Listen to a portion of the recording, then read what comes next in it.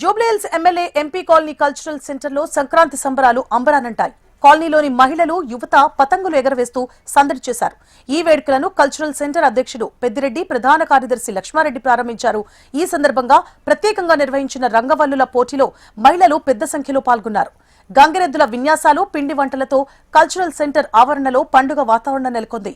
ఈ కార్యక్రమంలో entertainment convener P Saraswati, Rahmat Nagar corporator C N Reddy పలువురు పాల్గొన్నారు.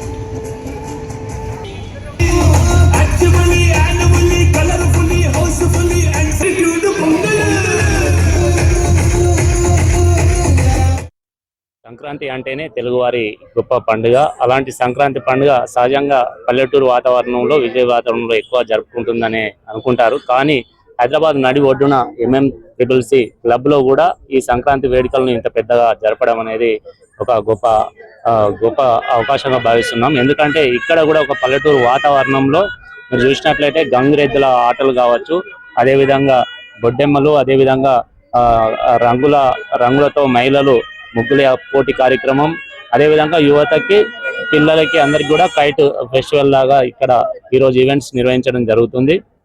అదేవిధంగా ఈ మన ఆచార సాంప్రదాయాలను, సంస్కృతిని మన ముందు తరానికి, మన ముందు భావి తరాలకు అందించే విధంగా ఈ మన యొక్క ఆచార సాంప్రదాయాలు ఏ విధంగా ఉంటాయి, పండుగలు ఏ విధంగా జరుపుకుంటారు అనేది ఒక పల్లెటూరు వాతావరణంలోనే కాకుండా పట్టణ వాతావరణంలో ఉండే పిల్లలకు కూడా అర్థమయ్యే విధంగా ఈ యొక్క కార్యక్రమాలు నిర్వహిస్తున్నందుకు ముఖ్యంగా ఈ క్లబ్ యాజమాన్యానికి మా అందరి తరఫున మా కృతజ్ఞతలు, హృదయపూర్వక శుభాకాంక్షలు తెలుపుతూ అందరికీ మకర సంక్రాంతి శుభాకాంక్షలు.